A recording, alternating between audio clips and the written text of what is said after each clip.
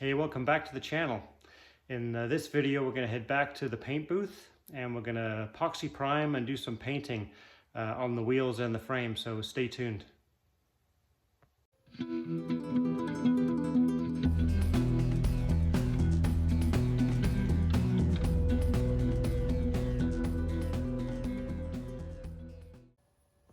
So as I said, today's video is going to be largely dedicated to getting these frame components, swing arm, wheels, the main twin spar frame here, all painted at the booth.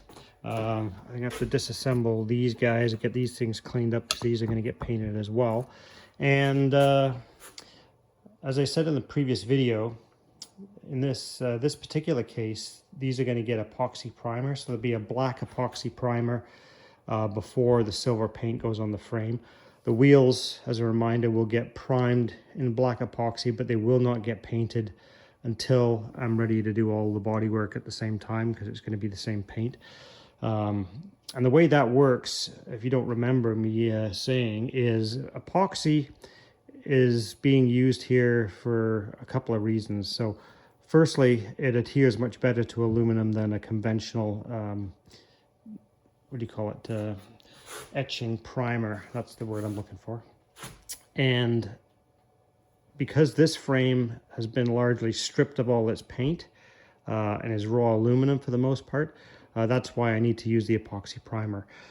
When I did the other ZX7, that one over there, last year, it still had all its paint on it, so there was very little in the way of exposed aluminum, so it was a little bit easier just to use a regular primer on it, a self-etching primer.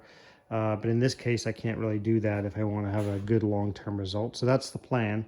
So it's going to be epoxy primer, silver base coat, and clear coat. And the clear coat is not going to be a gloss clear coat like I did the other ZX7. This is going to be a more accurate, I think, flat clear coat. So this is what I'm using. It's called 5-Star Extreme Stealth Clear Multi-Gloss. So you can go from a semi-gloss to, that's the activator that goes with it, semi-gloss to full flat, depending on how much activator you put in it. So the more activator you put in, the glossier the finish. So that way you can get a more accurate finish on a frame like this that was never really a gloss finish from the factory. It was more of a flat finish. That's what we're going to go back to here. Yeah, so stay tuned for the progress here. The other thing that might happen, I'm not going to say it will, it might happen, is I might be able to get this engine cleaned and start getting it detailed and painted. So you can tell how dirty this engine is. So aside from it needing a very deep cleaning, this clutch cover has to get painted for sure. The cam cover needs to be polished and cleaned. And somewhere along the process, well, as this gets, probably is going to get painted. I don't know for sure. We'll see how it cleans up underneath. I'd prefer not to. If I can restore the original finish, that would be better. But we'll see how it looks. But somewhere along the way, I'm going to have to check the valve clearances and do all that kind of stuff, which we'll see if that turns out to be easier with the engine out than with the engine in. So we'll see how that goes. I will mention once again that the reason that these things and the frame and whatnot are not being powder coated is because I do not have access to a quality powder coater. There is one north of me in the next city north. I've used them before. I was not happy with the results. I will not go back. So therefore, I'm painting it. So here we'll just give you a look at kind of all the stuff as everything's been disassembled here. So obviously all the body work is basically sitting on up on top of this table here. And I'm not sure if I've kind of covered this before or not, but there's really not that much of the original bodywork left that's going back on this bike. One original tail panel, the upper fairing, and the front fender is basically all that I'm going to reuse off that original bodywork set. The two lowers are off a different bike. These are originals. The ones that came off it are not. This tail panel, side panel, whatever you want to call it, is also not the original. That's another spare one I had around. And then this tank is obviously a replacement tank as well. I am reusing the solo cowl. And the other piece that I am going to reuse is this tail light surround piece. That's going to get reused as well. But by and large, the majority of the bodywork is not the original stuff. Obviously, all the frame stuff is just sort of laying around. Wheels are stripped. Main frame is stripped. All the bracketry has been removed off the main frame. All the paint's off the wheels. Forks are still sitting there waiting to be redone. And then there are several bins full of all the miscellaneous parts. Some of that stuff has been labeled, some of it hasn't. And the only reason it hasn't been labeled is because it's blatantly obvious what it is. But I do go to the extent of making sure that, you know, I do label hoses just to make sure I know where they go back. And I label which end goes on the engine, for instance, and which end goes on the radiator. More stuff under there. And yeah, it's just kind of a big mass of parts. Carburetors are in that bin under the bench. I do need to get rid of some of this other stuff. It's an absolute disaster in here. But anyway, I digress. Then we've got just bags and bags and bags and bags of all the fasteners that were taken off. Every one is numbered, and that number corresponds to steps that are written in the book. So that's how I keep myself organized, and that's how I always try to get these things put back together in the right way. Of course, there's no substitute for having access to a factory shop manual, which I do, especially as you go to put things back like the wiring loom and cables and all that kind of stuff, because I've found many times, including on this bike, where the wiring harness was not routed correctly. So that helps a lot to have access to one of those. But sometime soon, I have to get this reorganized because it's an absolute disaster. This happens at this time every year, and I don't know why. But I ended up having to clean everything up. And last year, I built this bench to go under the bench just because I was sick of falling all over stuff. And now, as I acquire more crap, you know, this table is just chock full. This is like painting supplies, and it just drives me bonkers. I'm usually pretty good at keeping things clean and tidy, but this is starting to get out of control. I'm running out of room for stuff, and I need more cabinets. I think that's my problem. And the way my shop is set up, I don't have a ton of places to put good cabinetry. I think I might have to get kind of a low cabinet with drawers and stuff, and maybe put it here and move this rack of storage bins somewhere else. I could use a larger toolbox. That one could move. I'll put a bigger toolbox here maybe, and I could probably move this small toolbox next to that one, move everything down, and maybe even put another set of cabinets like this down this wall somewhere, maybe. I don't know. Something's got to be done. Okay, so I've got everything sanded and everything's been wiped off with brake cleaner and acetone and whatnot. I've been over everything a number of times, and I've just finished kind of masking everything. So the key for me here is to kind of protect all the threads, because it's just a pain in the backside if you get paint and epoxy in the threads and whatnot. So, you know, taking the time to plug all of these holes. See, everything is kind of plugged up. Cork. These are ear plugs. These are silicone masking plugs. More silicone plugs here. Another cork here. Ear plugs. So, you know, whatever works, right? Basically anywhere and everywhere where there's a thread, there's either ear plugs, silicone, these silicone pin plugs here, or corks. And then I've masked off the VIN tag there, because that's kind of the original VIN tag, don't want to lose that. On the wheels, I've masked off the mating surfaces where the rotors go, and just the inside of the bearing there, where the bearing carry is. The bearings are going to come out at the end of this. They'll get smacked out and new ones will get put in. And same with the front wheel. Both sides of this have been done. And again, the bearings will be replaced in this as well. Ear plugs in these threads just to keep the paint out, and more of the silicone plugs in here. And yeah, it's fairly straightforward. There is a warning label on here that I protected. I don't have a new one of those. And then the swing arm, there is cork plugs and tape in the ends. And then the other thing I did on the swing arm, because I'm planning to paint this the same color as the rest of the swing arm, but what I don't want to have happen is I don't want to fill where this joins onto the swing arm. Kind of goes on here like this, right? Kind of like that. I don't want to fill it with paint and epoxy and then make it a pain in the neck to fit that back on there. So what I've done is I've just masked off all the mating surfaces for that. And then the top there, you'll see I've got the silicone plugs in there protecting the threads. So that'll just kind of keep that as raw aluminum. We'll just aluminum or aluminium, whatever your preference is. And yeah, it just makes it easier to assemble it later on. You'll see there's plugs in all of these holes here, and I think here plugs at the bottom. I think I've got everything.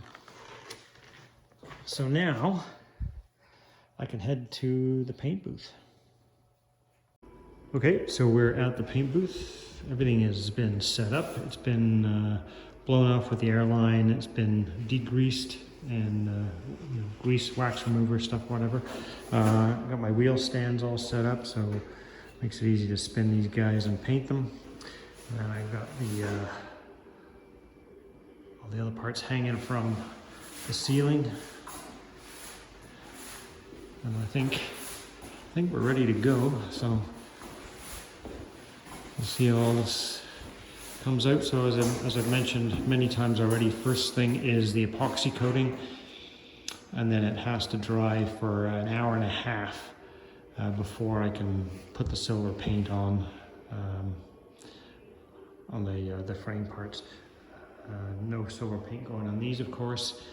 And yeah, once the epoxy is dried enough, then it's really just the same process as any base coat, clear coat after that. So, except we're doing a flat clear today. So the gun I'm using for the epoxy primer is this one. It's just a cheap Princess Auto gun, and it's got a, like it says it on the box, it's a 1.8 millimeter tip anyway. I've used it a number of times for primer. It seems to work okay. The only downside to this is the cup is kind of small in diameter this way. So when you use a traditional gun holder like this, the cup actually won't stay suspended in it. So I kind of have to use the vise here just to kind of hold it up. And this is the primer right here. This is Proform epoxy primer, and it's a 1-to-1 ratio. And there it is here with this. This is the Proform epoxy activator, so 1-to-1. And the stuff we have here, this is my buddy's shop, so I'm just using the product that he has on the shelf, which is a black, and that'll be fine. I've used it before. All right, epoxy is done. We'll give this an hour and a half now to dry off before we start shooting silver paint here.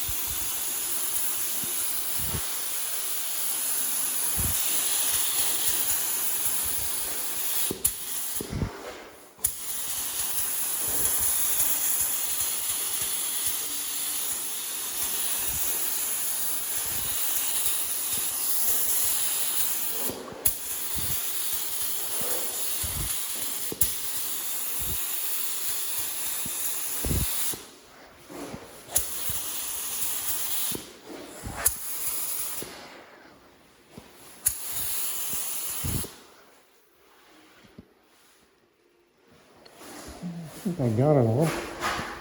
Kind of hard to get in some of these like the weak places in here.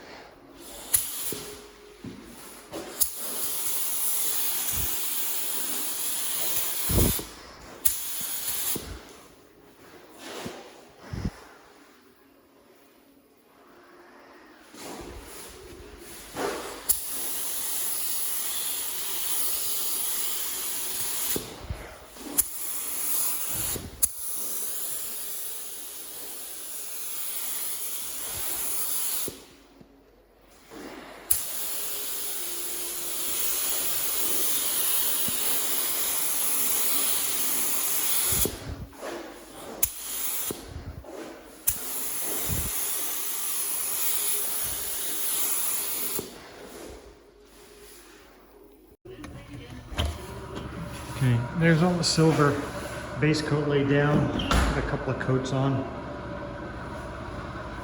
So yeah, doing these smaller, finer parts, it's kind of a bit of a different technique, I guess. It's you end up using just as much paint on fewer parts. I try to dial the fan pattern down a bit on the gun, especially doing these smaller bits here. Hoping to waste less paint. Yeah, it should be fine.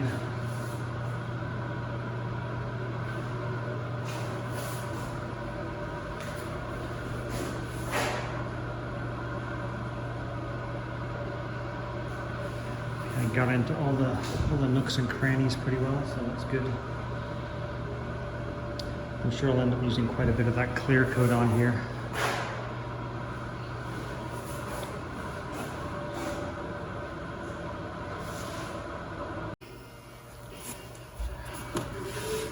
Okay, so there we've got the clear coat on.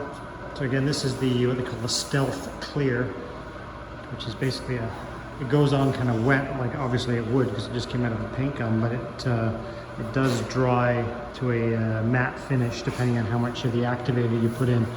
And contrary to what you might think, the more activator that you put in, the shinier the finish. So you could go, I think, 4 parts clear to 1 part activator, which is kind of a semi-gloss, all the way down to 6 parts clear, 1 part activator, which is the matte finish, which is kind of what I've elected to go for here. So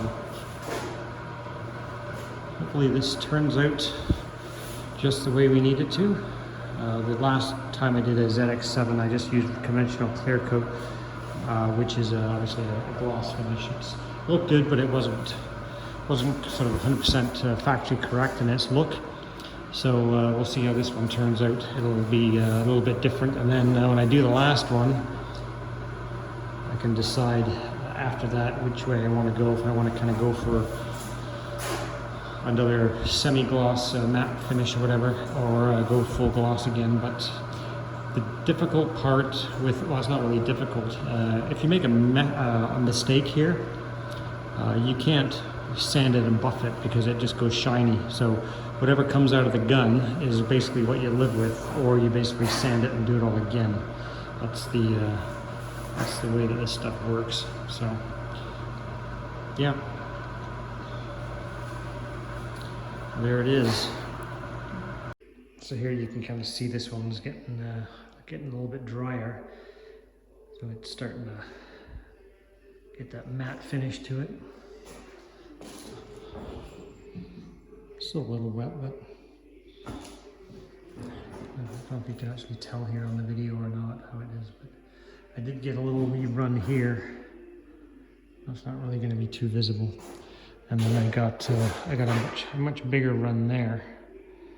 So I'm not thrilled about that, but there's not much I can do about it aside from sanding it all off and repainting it with silver and re-clearing that section. But we'll see. It's not a highly visible spot really, so.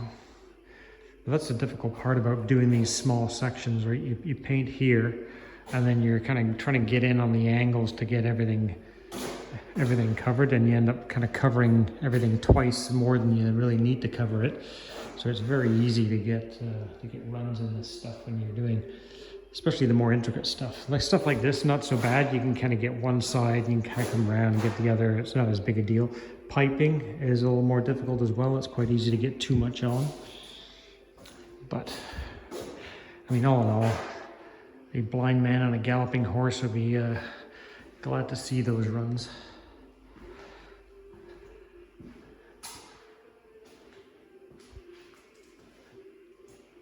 There you go. That'll be much more akin to the factory sort of finish, right? It'll be much flatter. All right, so it is the next day back at the paint booth, and yeah, it all looks pretty darn good. The finish is exactly what I wanted. You can kind of see that finish on there. No shine, much more akin to the original factory finish. Yeah, so that should work just fine. Not bad at all.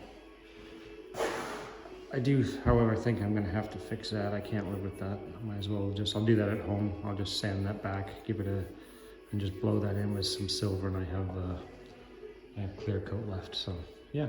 Right, so I'm going to set about starting to clean up this engine, and what I've decided to do, because it basically has to be back in this position when I start putting the freshly painted frame and whatnot back on it. I'm going to leave it right here, jacked up, but what I am going to do shortly is reposition the straps such that I can get better access to do the cleaning properly. So I think what I'm going to do is get some straps that have thinner hooks and mount them in the engine mount where the bolts go through for the upper engine mounts there, or the lower engine mounts, whatever fits best. Same at the back. I can put hooks through here, and that will allow me to attach that to the lift here, and then I can start the process of cleaning. In the meantime, WD-40. Now that may seem kind of contradictory when you're trying to degrease an engine to put oil on it, but I find, your experiences may differ, that if I give it a bit of a soak in WD-40, it tends to kind of penetrate that kind of heavy baked on grime and junk that you tend to get on these old motorcycle engines. And then when you actually start hitting it with chemical cleaning products and degreasers, it tends to lift off a whole lot easier. I find there's generally a little less scrubbing and rubbing required when I do this. So that's basically what I'm doing, is just kind of giving it a shot of WD-40. I'll let that sit. I mean, that's going to sit like that now for a few hours, and then we can get to scrubbing.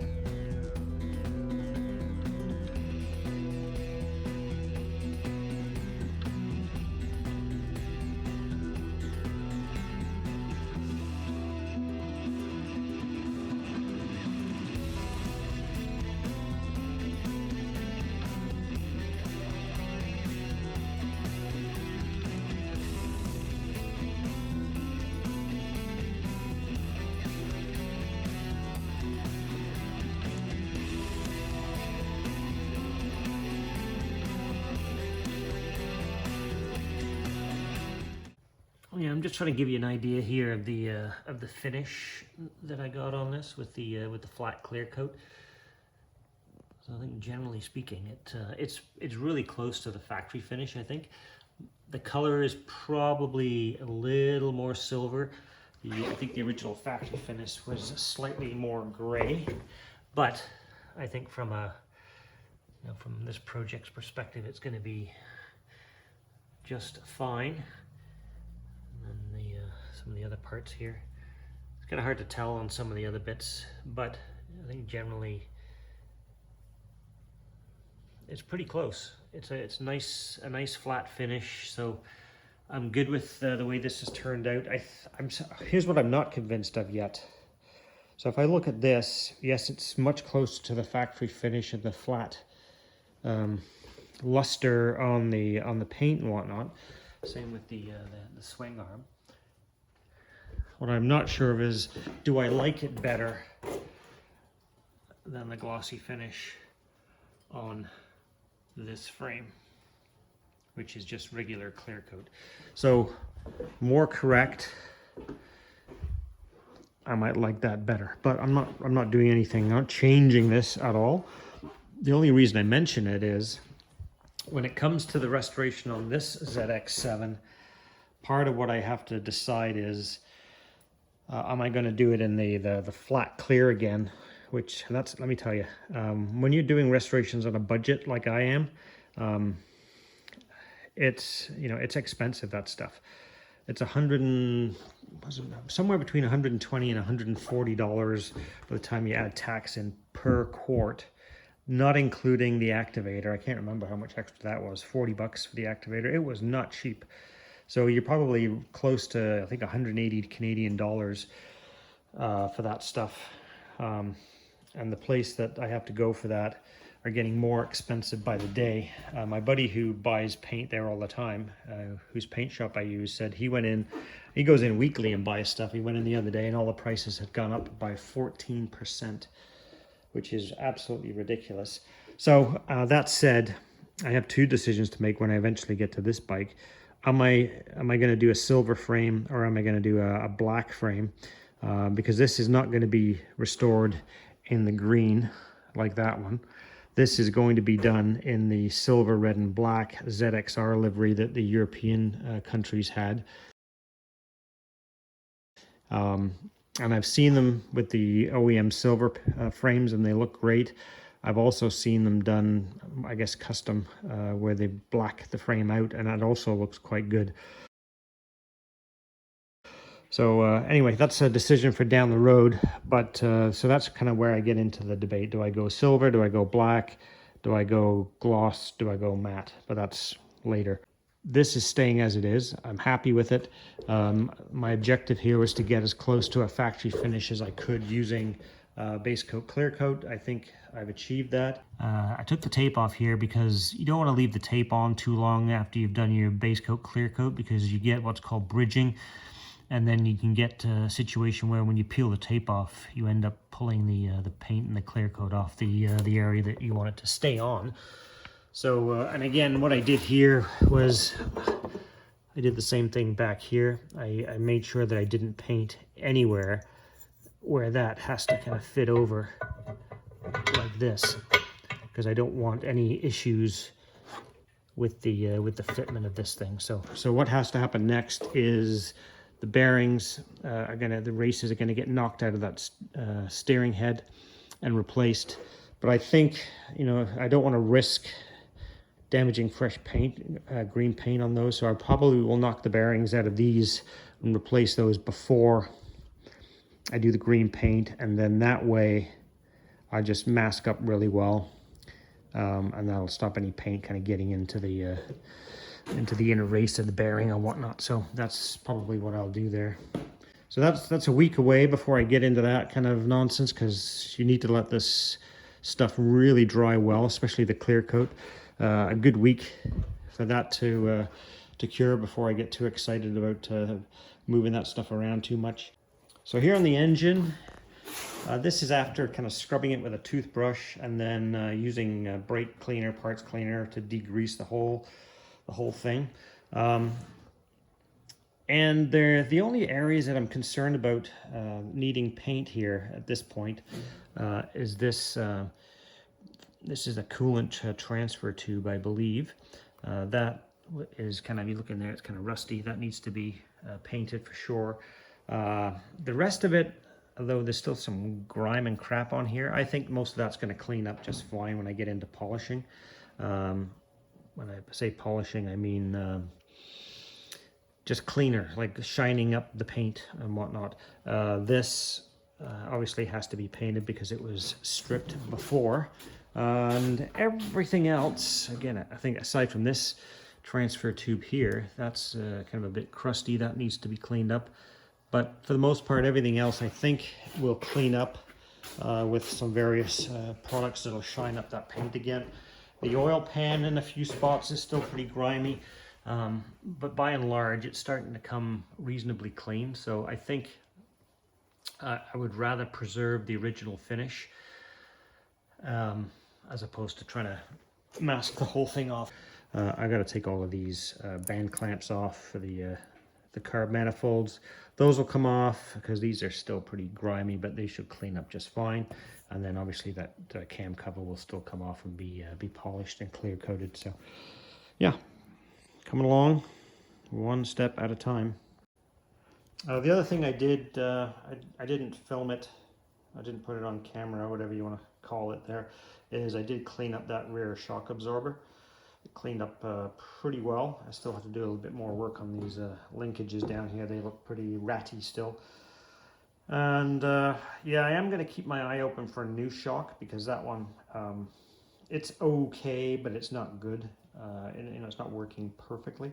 I would have liked to have taken the entire thing apart, but I couldn't figure out how to get the once I loosened these off, I couldn't get this out of here. The last one I did, I disassembled the whole thing, took the spring out, and it's pretty easy to tell when these shocks are screwed when you can get the spring off. But as it is now, I can't really make any sort of judgment on the condition aside from how it felt when I was sitting on the bike originally, which, you know, wasn't great. So at some point I need to think about replacing that shock.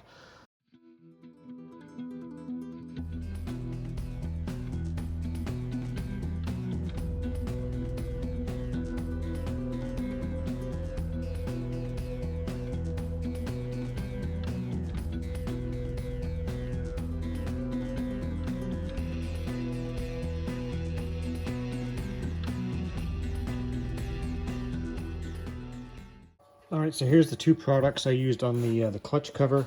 I didn't take it off. It was just as easy to mask it off and paint it right there on the engine. So this is the Super Acid Etch Primer.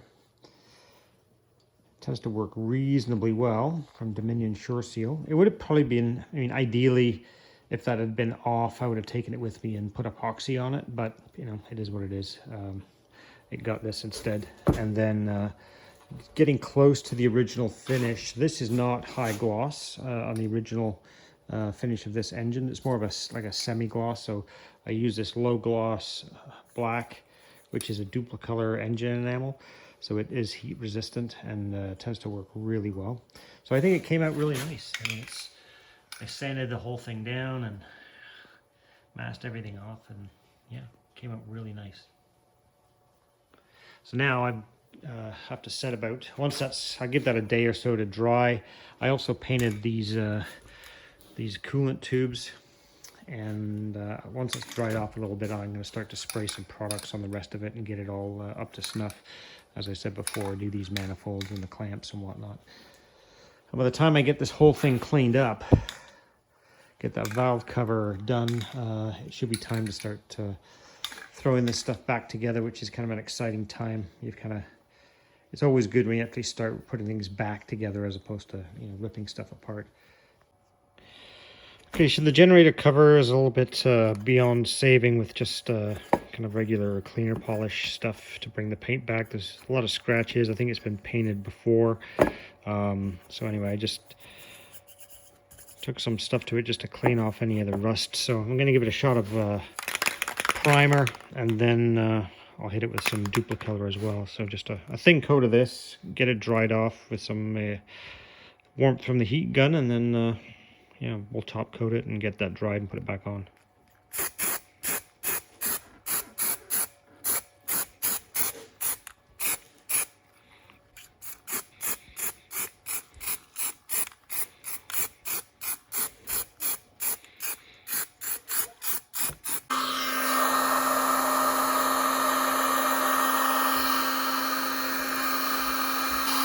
It's a little cool in the shop today, so don't want to get too close with this, just enough to give it a bit of a going over with some warmer air to help it dry.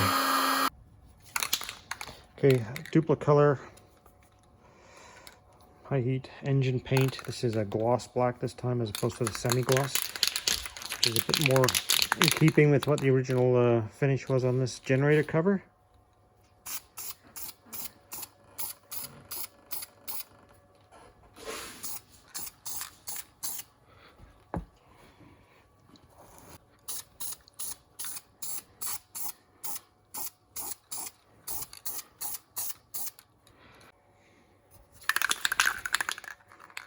All right, final coat.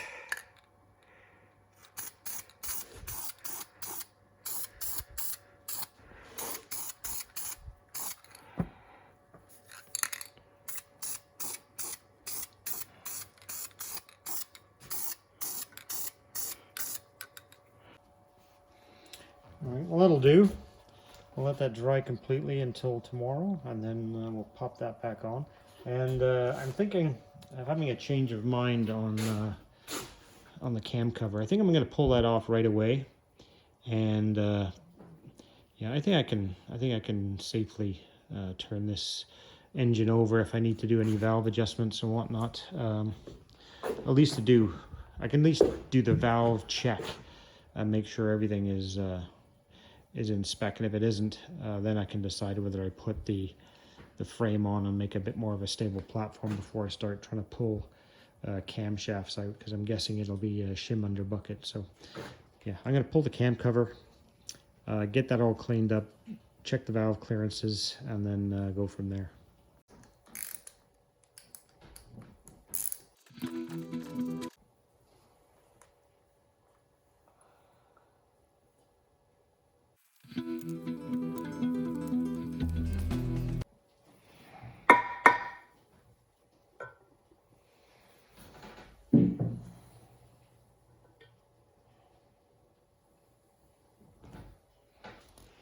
All right, so there we go. Let's cam chain is nice and snug. Let's take a peek, see what I can see in here.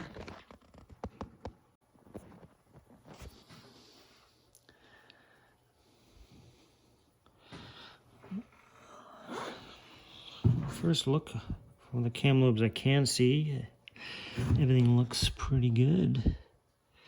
I'll have to do a couple of rotations and get a good look at all of the cam lobes, but the ones that I can see there all look good. So yeah, I guess what I will do is I'll pull this cover off here. We'll rotate this thing and do some valve clearance checks, see what we get. All right, so get to clean up this cam cover first and foremost. So I think the easiest way to get this thing cleaned up, I always kind of go to WD-40 first, just because I find it, as I've said before, it helps to kind of loosen up all of the grime that's been baked onto these things for so long. So good soaking with WD-40, and then a toothbrush.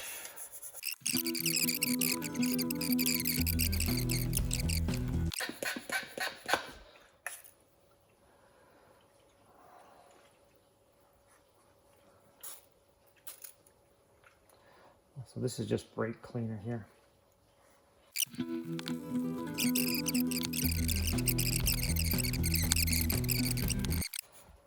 There we go. I mean, there's the majority of the oil and grime off it. So, all right. So for the next step, I use these. It's like a little 3M Scotch-Brite type of pad on the Dremel tool. These things come in different grades. You can get packs of 40 or 100, and they're super cheap on Amazon. They work really well. And the only other thing I'll say before I start using this is, if you decide to give this a go and use one of these products, wear a mask, because you don't want to be breathing in aluminum dust. It's really bad for you. So wear a mask and protect yourself. Getting that stuff in your lungs is a bad deal. So I also like to wear glasses of some sort because the little bits can come off here and they fly all over the place, and but if that stuff gets in your eyes, it's bad also. These things work better when you plug them in. There you go.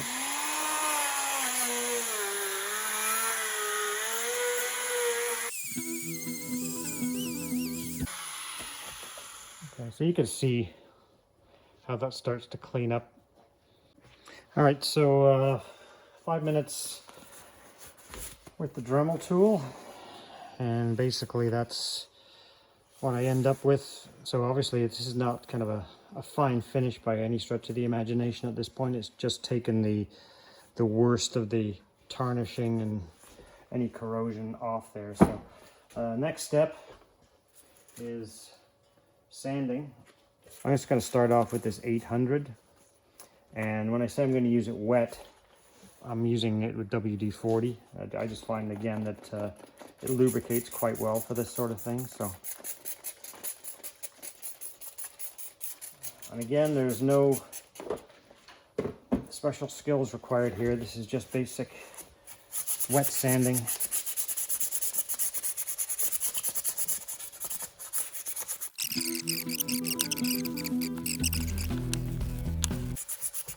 You get the idea. I'm just going to keep at this, and then I'll bring you back in after I've gone through a couple more stages of the sanding. All right, so there's a couple of cycles with sanding it. I went from 800 to 1000, and what I'm going to do, because I just kind of want to see how it looks after 1000 grit, is I'm going to hit it with some metal polish, and then if I'm happy with the way that looks, then I'll just finish metal polishing it and then buffing it before I clear coat it. If I'm not happy, then I'll probably go up to a 1500 or a 2000 grit just to get more of the scratches out, but let's see how it is. So this is what I use, Autosol, but you can use anything, whatever you, I mean, Eagle One makes a metal polish, Mothers makes metal polish, I'm sure Meguiar's make it, but it's all basically the same stuff, I'm sure. So.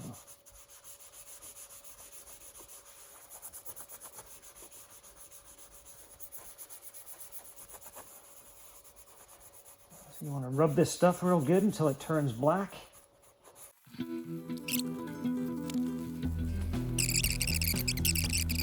But there you go. You can see that I polished here and down in there compared to up here.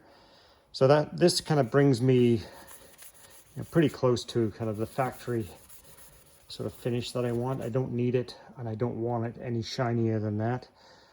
I just need it cleaned up. So I'm going to finish the rest of that cover the same way, and then I'm going to clean it off one more time with brake cleaner, and then we'll shoot some clear coat over it, and that should protect it. All right, so there we go. That's about as clean as I need it to be. Again, you can go on as long as you want on this sort of stuff, but I mean, this stuff, I mean, it isn't visible for one, and you know, the idea here is not to have, for me, is not to have something that shines like a mirror. I just don't want something that looks like it's been sitting on the bike for 40 years, 30 years, whatever the case is. But anyway, so that will get me close enough to where I need to be. All right, a little bit of clear coat.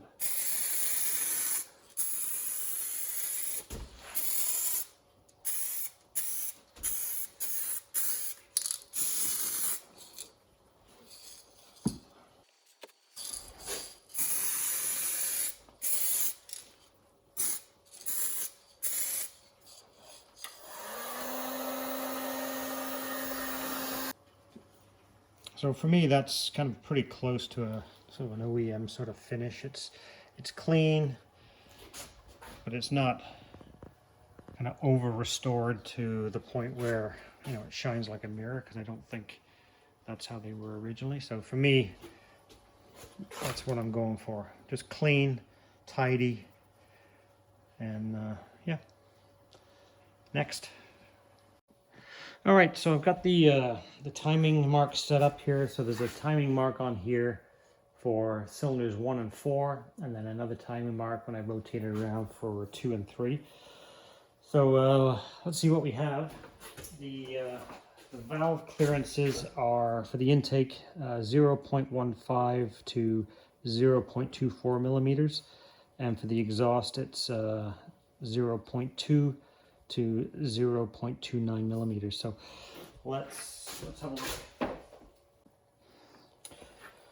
All right, so right now what I've got is a 1 and 4 timing mark, and number 4 is on the compression stroke, which means I can check these 4 valves on number 4, and I can check the exhaust on number 3 and the intake on number 2. So basically that's what I'm doing.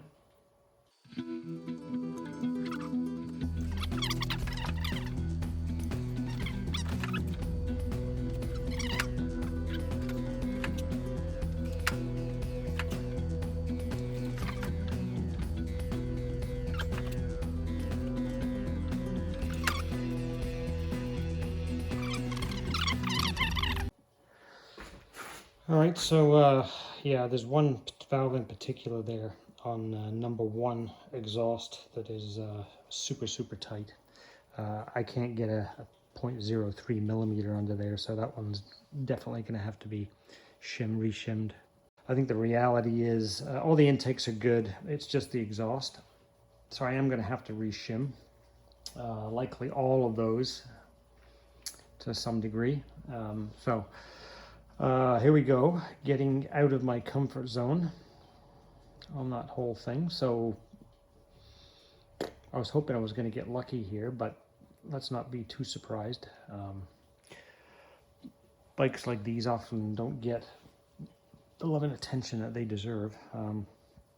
So I am going to have to get some shims, and I'm going to have to learn how to do this. Now, I say learn how to do it. I've done them before on dirt bikes. I did some shimming on the CB900 I have, which is a different process on that to get the shims in and out. It wasn't too bad, and I've done it a number of times on the VFRs where they have a tappet adjuster, valve clearance adjuster, which is really easy to do. This process is going to be a little more challenging, I guess, in that I guess there's some sort of process you have to use to take that cam chain adjuster or tensioner out, and obviously the camshaft caps have to be removed and blah blah blah, none of which I'm relishing the thought of, because as I said, it's the unknown. I'm not a big fan of the unknown. I like kind of working in my comfort zone, but there's a couple of those clearances that are too tight to ignore, way too tight to ignore, so I'm going to have to do something about it. So here's something else that kind of bugs me. There are 1, 2, 3, 4 bolts that are not OEM in here. Again, the story with non-OEM fasteners continues. So the outside bolts are supposed to be longer than the inside bolts. So when I do this valve clearance adjustment, I'm going to see if I can get the correct ones. All right, so I think that's going to wrap it up for this video. We're kind of running tight on time now, and I think in the next video a couple of things are probably going to happen. So one is I've got some helicoil work to do on that frame. There's a couple of stripped out bolts that have to be fixed, let's put it that way. And you might think, well, why didn't you do that before you painted it? And the simple answer to that is because I'm an idiot. But anyway, so that's got to get fixed, and then we'll get that frame mounted back on this engine. And I think the other thing I'll do at that time is I'll put the swing arm on. I'm going to get the triple clamp, all that stuff, new bearings and whatnot in there, and then I can set about doing the valve shims and all of that kind of stuff, because I don't want to be loosening off all of those cam caps and reefing and torquing and doing all the other stuff with it kind of strapped down like this on a stand. I'd much rather have it on a swing arm stand and a headstock stand with a lot more stability, and then I can kind of work on it with some more comfort and confidence. So anyway, there you go, I'm rambling again. So thanks for watching. Please like, share, and subscribe if you haven't done so already. It does help the channel grow. And just as a point of interest, of all the folks that are watching my videos, which I very much appreciate, I think there's only about 30% of the people that watch are actually subscribed. So if you think about it, can you please just kind of hit the button down there and subscribe for me? That'd be awesome. Thanks.